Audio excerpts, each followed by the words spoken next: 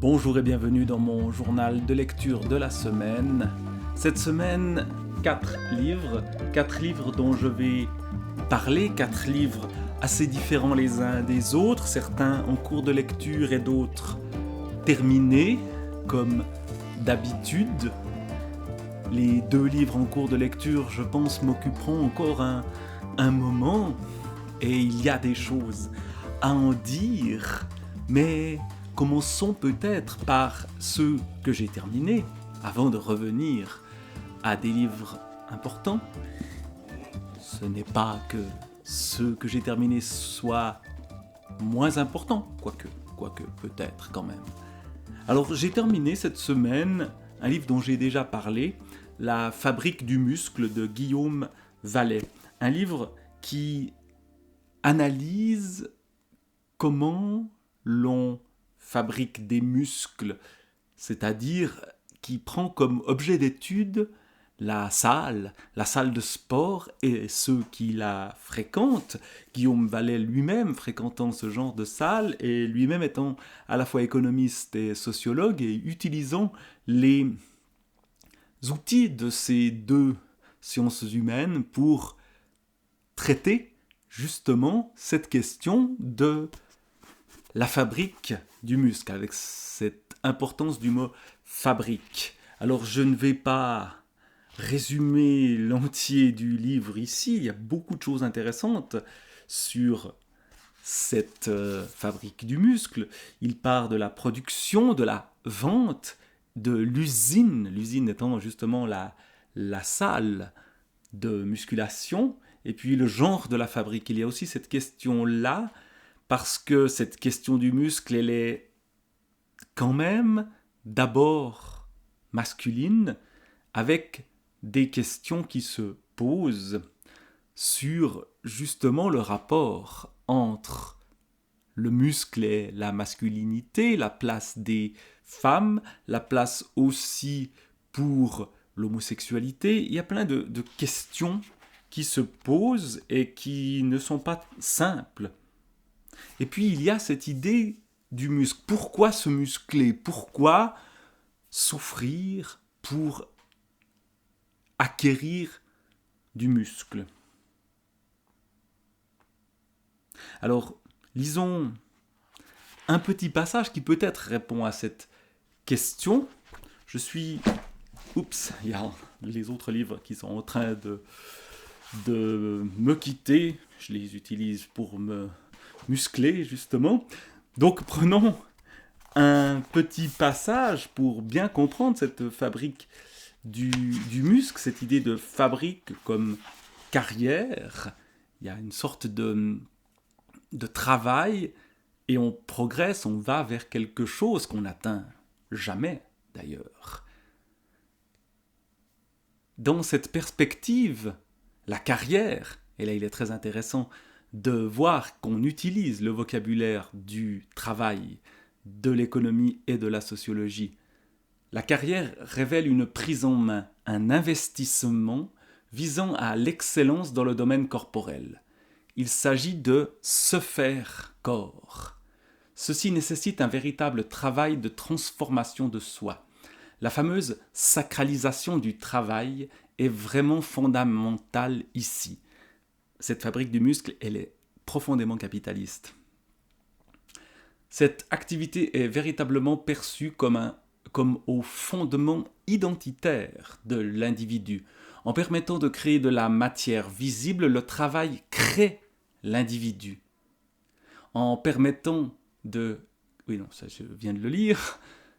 Donc il crée l'individu, il lui offre une source de canalisation des angoisses quotidiennes et même une voie de salut ici-bas. Le travail donne un sens à l'existence. Ainsi, se faire un corps nécessite également une modification des façons dont les fabricants c'est les sportifs, les gens qui se musclent eux-mêmes, ils les appellent des fabricants, en utilisant véritablement un vocabulaire du monde du travail et de l'économie.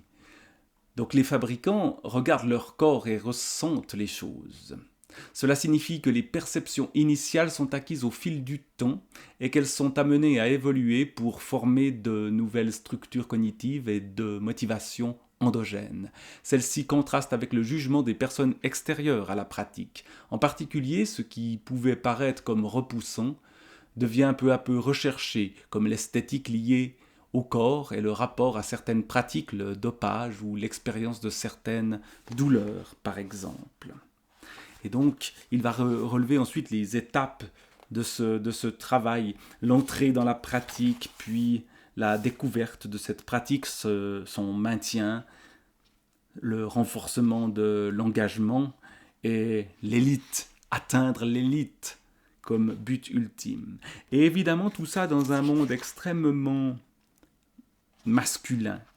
Dans ce monde, il y a aussi une géographie de la salle de sport qui est montrée avec ce centre, avec les machines, les grosses machines, où on souffre pour muscler le haut du corps chez les hommes, alors que les femmes vont plutôt sur les bords pour muscler le bas du corps. Et tout ceci crée une sorte d'univers, alors un univers assez rude, avec une masculinité hégémonique, avec des idées qui évidemment nous posent problème. La virilité se fondant sur 3 éléments, une aptitude à la force physique et au combat, une fermeté morale, une puissance sexuelle. Et donc, on va pousser à l'extrême ce genre d'idées qui deviennent réelles, si vous voulez. Alors qu'évidemment, on peut être homme sans être tout à fait ce qui vient d'être décrit. Et puis surtout, il y a le corollaire misogyne de tout ça. La méfiance pour le féminin, lis-je à la page 215.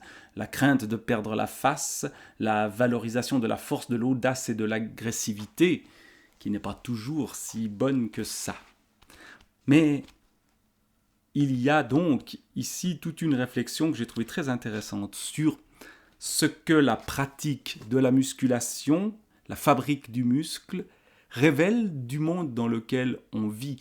C'est aussi lié à certaines catégories sociales plus particulières qui trouvent dans ce travail-là un moyen de réussir qu'ils ne trouveraient pas dans d'autres travaux ou dans d'autres activités.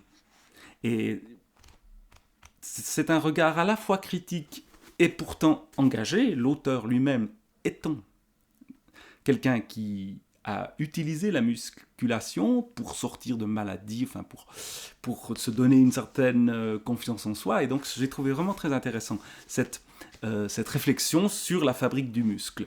Alors passons aux autres livres dont il est question. On était du côté de la masculinité assez dure. On va passer du côté féminin avec un titre qui n'a rien qui ne rappelle pas en tout cas les salles de sport. Leila Slimani, Le parfum des fleurs la nuit.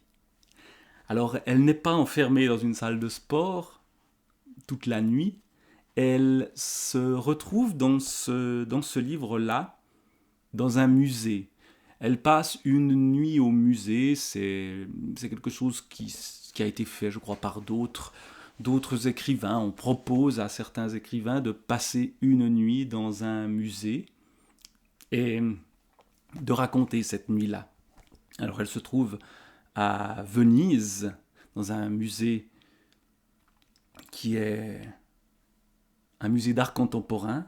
Et dans ce musée d'art contemporain, elle passe une nuit, elle nous raconte ce qui se passe avant cette nuit et surtout ce qui se passe pendant cette nuit, mais ça part dans plein de directions, de réflexions sur l'écriture, sur son rapport à l'enfermement, notamment, rapport lié à la peine de prison de son père, qui a été accusé puis blanchi de malversation financière liée à une banque. Enfin, j'ai pas tout compris de quoi il était question, mais ça interroge la question de l'enfermement. Et puis, on lit ceci comme une sorte d'errance à la fois dans la tête et dans le musée la nuit, et visiblement, elle n'est pas forcément très à l'aise dans ce lieu-là, et c'est pas forcément sur la question artistique que porte ce livre. En partie, oui, elle décrit un peu ce qu'elle voit, les installations, les œuvres qui se trouvent dans ce musée. Et, et c'est un livre qui m'a intéressé, qui est très bien écrit, et où l'autrice ici se livre. Même si elle s'attache aussi au quotidien. Disons juste un petit bout pour se mettre dans cette ambiance avant d'aller passer la nuit au musée. Voilà ce qui se passe. J'ai trop mangé et trop bu. Je me suis comporté de façon absurde. Je me suis empiffré comme si j'avais peur de manquer, comme si je partais pour longtemps. J'ai envie de vomir. Le vin m'a donné sommeil. Cette escalope milanaise était vraiment une mauvaise idée. Je m'allonge sur le lit étroit et inconfortable, donc dans le musée. C'est donc là-dessus que je devrais faire ma nuit, comme on le dit des nourrissons. Moi, qui avais peur de ne pas fermer l'œil, je me sens tout engourdi. J'aimerais tellement fumer une cigarette. Ça, c'est vraiment une des obsessions. Elle n'a pas le droit de fumer dans ce lieu-là et visiblement, elle est accro. J'en sors une du paquet, je tire un briquet de ma poche et pendant quelques minutes, je ne pense plus qu'à cela. Dans les chambres d'hôtel du monde entier, il est devenu impossible de fumer. Les fenêtres ne s'ouvrent plus. En Asie, aux États-Unis, j'ai dormi dans des chambres au 30e étage dont les fenêtres sont striées de minces rayures pour empêcher qu'on ait le vertige en regardant l'interminable jungle de routes à deux voies et de gratte-ciel. Vous voyez comme tout d'un coup on n'est plus à Venise, mais on est ailleurs dans des hôtels en Asie, aux États-Unis. Elle raconte un peu plus loin d'ailleurs qu'une fois, elle s'est trompée de langue en se levant dans un hôtel où elle parle arabe à des Espagnols, au Mexique, enfin je ne sais plus exactement où c'était. Et puis voilà, donc on a une sorte de... c'est la nuit, donc dans la tête, ça part dans plein de directions. Et puis on revient au lieu où on se trouve, et puis on revient au Maroc, qui est le lieu d'origine de Leila Slimani. Continuons avec un autre passage peut-être, pris au hasard. À travers un vasistas, j'aperçois la statue de la fortune qui domine le bâtiment. Au fait de la tour d'angle de la douane se dressent deux géants qui portent un globe doré sur lequel s'élève la fortune. Elle tient une voile qui bouge au gré du vent et joue le rôle de girouette. Après s'ouvrent des guillemets. L'islam découle de cette culture dans laquelle on sait pertinemment que tout est voué à la destruction, ajoute est-elle Adnan. Les Arabes vivent des vies éphémères, c'est peut-être ce qui les rend plus modernes, qu'ils n'en ont eux-mêmes conscience. La culture arabe et notamment la poésie sont imprégnées par le nomadisme, par le fait de vivre au jour le jour. Les paysages de sable et de vent, qui sont le berceau de la culture musulmane, nous rappellent sans cesse que l'homme se fourvoie lorsqu'il croit laisser des traces. Au XIVe siècle, Ibn Khaldoun écrivait « Les Arabes passent toute leur vie en voyage et en déplacement, ce qui est en opposition et en contradiction avec une vie fixe, productrice de civilisation. Les pierres, par exemple, ne leur servent que comme point d'appui pour leurs marmites. Ils vont les prendre dans les édifices qu'ils dévastent dans ce but. Le bois leur sert uniquement à faire des mâts et des piquets pour leurs tentes. » Et ensuite, c'est Leila Slimani qui reprend la parole. La culture marocaine donne une grande place au destin, à la fortune, aux accidents qu'il faut accepter avec humilité. Contrairement à ce qu'on peut penser en Occident, cela n'est pas toujours synonyme de résignation ou de fatalisme. Voilà, voilà la pensée qui s'égare, qui revient à l'origine, en partant de la vue qu'elle a depuis ce musée à travers un vasistas. On sent qu'elle a envie de sortir. Elle raconte d'ailleurs sa sortie le matin, où enfin elle s'est endormie, et on vient la réveiller un peu brutalement.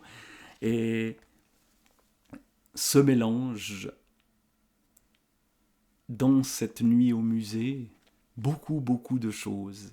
Elle est en train d'écrire visiblement à ce moment-là un livre sur le Maroc de sa jeunesse et elle parle aussi de ce rapport un peu compliqué d'une Marocaine qui pourtant vit en France et qui n'est pas vraiment considérée comme marocaine au Maroc. Et cela me permet de trouver une transition assez simple, assez naturelle pour parler du voyage en Orient de Gérard de Nerval. Gérard de Nerval qui va faire ce que faisaient beaucoup d'écrivains au XIXe siècle. Il va se rendre en Orient. Alors l'Orient, ce n'est pas le Maroc, qui se trouve trop à l'ouest pour être en Orient. Mais d'abord, ce qui est intéressant dans le voyage en Orient de Nerval, c'est que la première partie, ce qu'il appelle l'introduction vers l'Orient, c'est l'Allemagne, c'est l'Autriche, c'est Vienne, où il raconte des aventures amoureuses. Et puis après, il y a la Grèce, où il semble à la recherche de lieux qui seraient comme ce qu'il reste de l'Antiquité. Et puis, il y a l'Égypte, avec la première partie où j'en suis, les femmes du Caire, où il se retrouve là véritablement dépaysé. Alors évidemment, avec des clichés d'Européens qui parfois nous mettent un peu mal à l'aise, mais aussi avec un regard qui cherche à comprendre, qui cherche à saisir véritablement ce qui est étrange pour lui. Et lui-même se présente comme étant étrange pour les gens qu'il rencontre. Il y a un problème qui se pose pour lui, c'est qu'il est célibataire et qu'il est donc sans femme et que vivre sans femme au Caire n'est pas admissible, en tout cas si on habite dans une maison. Et donc, on va lui présenter des femmes. Le problème, c'est qu'il y a une dot qu'il doit payer à ces femmes, qu'il n'a pas les moyens de payer.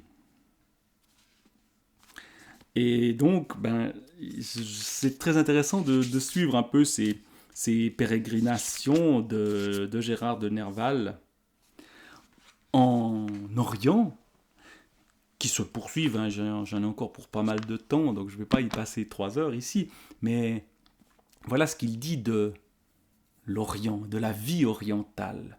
Ô vie orientale, voilà de tes surprises, et moi j'allais m'enflammer imprudemment pour ces êtres douteux. Je me disposais à leur coller sur le front quelques pièces d'or, selon les traditions les plus pures du Levant.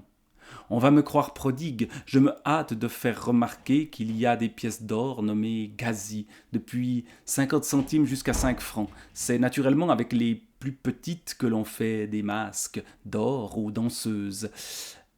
Quand après un pas gracieux, elles viennent incliner leur front humide devant chacun des spectateurs. Mais pour de simples danseurs, vêtus en femmes, on peut bien se priver de cette cérémonie en leur jetant quelques parasses. Parce qu'il vient d'assister à un spectacle de danse en croyant voir des danseuses alors que ce sont des hommes. Voilà un exemple de ce qui surprend Gérard de Nerval. En Égypte, il cherche femme, alors il ne l'a pas trouvée, donc il va chercher peut-être une esclave. Et voilà où j'en suis. J'en reparlerai de ce Gérard de Nerval et de ses aventures dans l'Orient compliqué, comme on disait à l'époque. Je ne sais pas si ça se dit toujours. Et pour terminer aujourd'hui, je vais parler du dernier livre que je suis aussi en train de lire, que j'ai avancé et qui est un livre absolument génial, j'ai envie de dire. C'est rare que j'utilise des termes aussi dithyrambiques pour parler de livres, mais vraiment, La Maison vide de Laurent Mauvigné, c'était extrêmement fort On part là, on reste chez soi, on ne va pas s'enfermer dans un musée, ni partir vers l'Orient, ni dans une salle de sport. Non, la maison vide, la maison familiale, et c'est un voyage ici, mais dans le passé, dans la vie des ancêtres, à la recherche de ce qui pourrait expliquer un événement majeur dans la vie de Laurent Mauvigné. C'est le suicide de son propre père, mais il ne nous raconte pas la vie de son père ici, du moins pas dans la première partie où j'en suis. Il nous raconte la vie en particulier de Marie-Ernestine, qui est son arrière-grand-mère, je crois, qui veut, ou qui plutôt rêve de devenir pianiste, qui tombe amoureuse de son professeur de piano et à qui on annonce qu'elle doit se marier avec un certain Jules qui bosse dans la scierie du grand-père Firmin. Et tout s'effondre. Et ce qui est très intéressant, c'est qu'on lit de l'intérieur la réaction, donc de l'intérieur de ce que ressent Marie-Ernestine, la réaction à ce moment où tous ses rêves sont brisés et où son prétendant revient inlassablement et où elle va revoir ce pianiste qui est un homme marié et qui lui laisse entendre que ben voilà, tout ce qu'elle avait rêvé c'est terminé. Et on voit une tension augmenter de manière toujours plus forte jusqu'à ce que Marie-Ernestine en arrive à faire une tentative de suicide. Cette question du suicide qui se trouve au cœur de ce livre avec celui du père, c'est-à-dire du petit-fils de Marie-Ernestine. Et ce que j'ai trouvé assez fort, c'est qu'on lit ce moment terrible où elle tente de se suicider avec une sorte de tension de plus en plus forte, et puis juste après, la maison revient, le présent revient. Et je ne vais pas lire le passage où on raconte cette tentative de suicide, mais ce qui suit, le chapitre 25. Parce que là, j'ai trouvé que justement, l'œuvre, le livre prenait encore plus de force. Parce que tout d'un coup, le temps a passé, mais il reste quelque chose. Et ce qui reste est profondément ancré. Ce n'est pas une image, c'est une réalité physique. Début du chapitre 25. Sur le sol de la chambre de Marie-Ernestine, aujourd'hui, soit quelque chose comme, à l'heure où j'écris, disons 118 ans plus tard, il ne reste presque rien des taches de sang qui s'étalent sur le parquet ce jour-là. Mais ce qui reste n'est malgré tout pas tout à fait négligeable, car on peut encore apercevoir solidement incrustés dans la fibre des lattes de bois des résidus d'écoulement qu'on peut imaginer de sang ou de cambouis, des traces d'un liquide noir répandu il y a trop longtemps pour être identifiable, mais suffisamment insistante pour qu'on devine encore, sous la patine du temps qui semble huiler la couleur caramel du bois, quelques ombres, des formes grises ou brunes, quelques taches comme des gouttes éclatées qu'on pourrait lire comme les contours dentelés d'une géographie inconnue, en plein milieu de la pièce ou légèrement plus proche de la fenêtre, là où l'on peut imaginer la présence d'une coiffeuse et d'une chaise, peut-être d'un tabouret. Impossible de ne pas imaginer le corps d'une domestique s'éreintant à frotter à grande eau la partie salie du parquet, quitte à meurtrir le bois et à le laisser couvert d'autres blessures que celles dont on a prétendu le guérir. Ce qu'on voit partout, c'est la tentative d'annuler ce qui s'est passé. Aujourd'hui encore, on voit l'effort, l'acharnement à détruire toute trace d'une scène qu'on aura voulu passer sous silence. On peut penser que plusieurs fois on aura essayé d'atténuer la présence, sinon le souvenir de l'événement qui est à l'origine de ces tâches, mais on aura beau frotter, le bois a été abîmé définitivement et presque autant ou même davantage par les griffures de paille de fer ou de brosse qui ont voulu les désincruster que par les taches elles-mêmes. Le silence qui détruit plus que le fait. Et évidemment, après la tentative de suicide de Marie-Ernestine, cet événement-là va devenir tabou. Mais il est d'autant plus important, d'autant plus essentiel. Et évidemment, ce qui se passe, c'est que Laurent Mauvigné, lui, a compris, est à la recherche d'une explication qu'il ne trouvera sans doute pas, mais de trouver au plus près ce qui se passe. Mais on voit ensuite Marie-Ernestine qui se trouve dans une chambre d'hôpital et pour les autres, ce moment où on lui dit qu'elle était désespérée,